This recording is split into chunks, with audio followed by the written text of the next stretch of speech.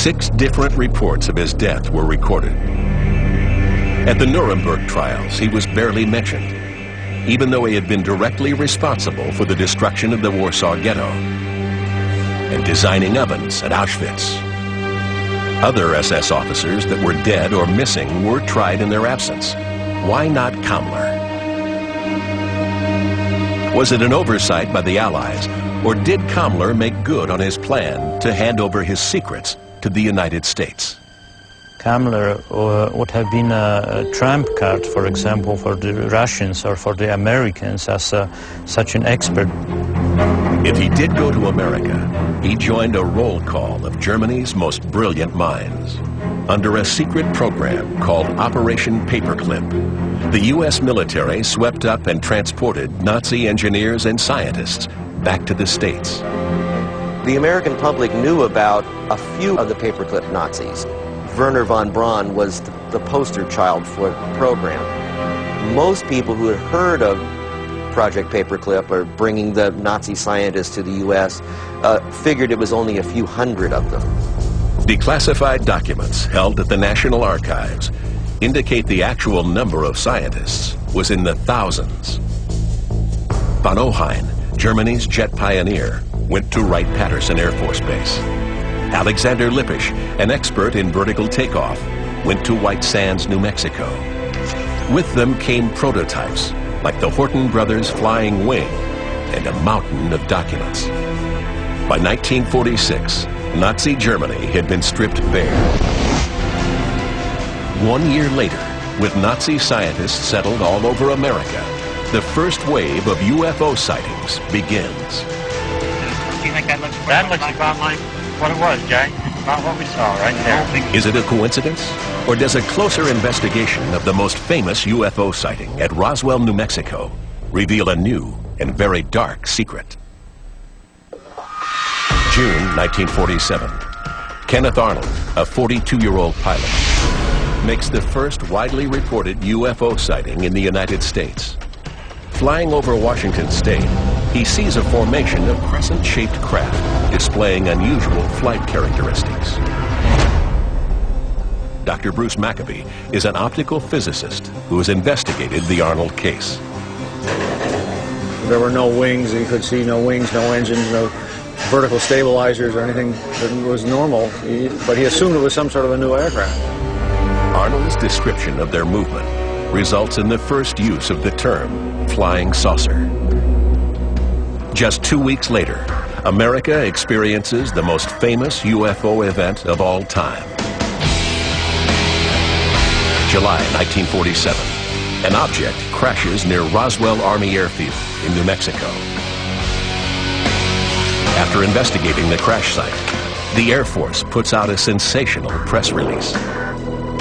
The Roswell Army Air Base issued a press release saying that they had a flying saucer that had crashed in the desert.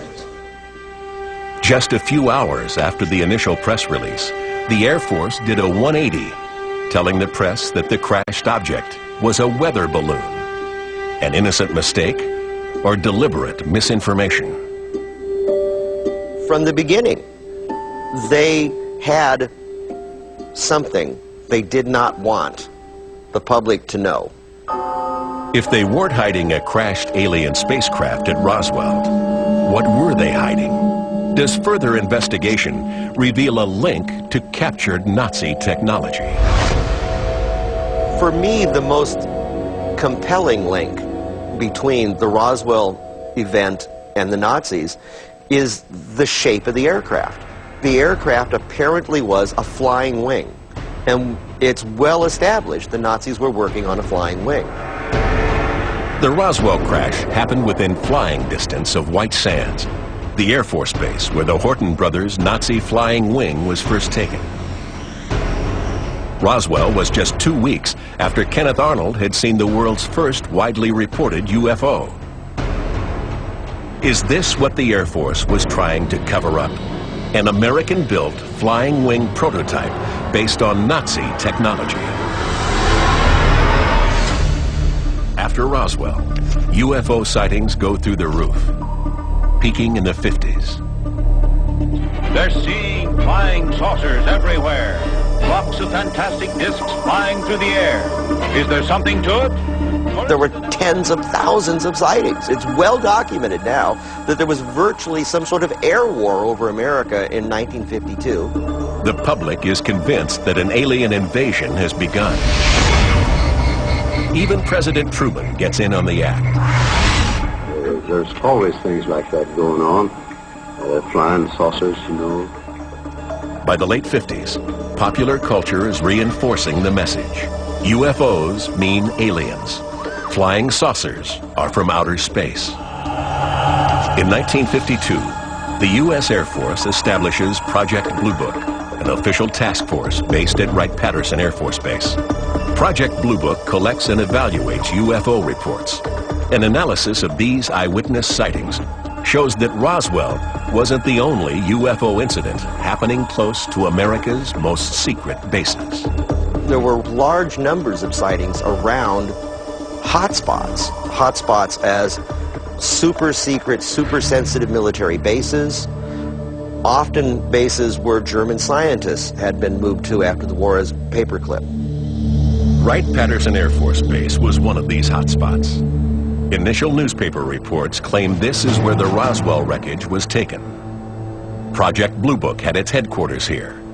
In 1965, the Kecksburg object was reportedly seen inside one of its hangars.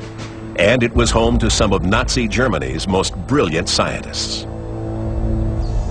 Dr. Paul Ziss is a retired aeronautical engineer. He worked with German Project Paperclip scientists at Wright-Patterson in the late 1950s. I worked with about 7 of them. There were probably about 40 of them at Wright-Patterson. First of all, they were loyal Germans, and they wanted Germany to win, and I don't find anything wrong with that. And they became loyal Americans when they came over here. Loyal enough to keep quiet about Germany's most secret weapons programs? What did the Project Paperclip scientists know about radical gravity theories and flying saucers? Paul Ziss's boss, Dr. Wilhelm Nachstedt, knew something. Doc would say there were some guys who had some wild ideas about levitating things, but he was not really interested in it. But the U.S. military was. In the late 1950s, top secret testing began at Wright-Patterson on a disc-shaped or lenticular aircraft. They may have found something in Germany that had a lenticular shape that they were trying to reproduce. The U.S. Air Force's first acknowledged flying saucer program is about to take off. Through the 1950s, UFO reports increase across the United States. Were these UFOs alien vehicles from another planet? Or is there a human explanation?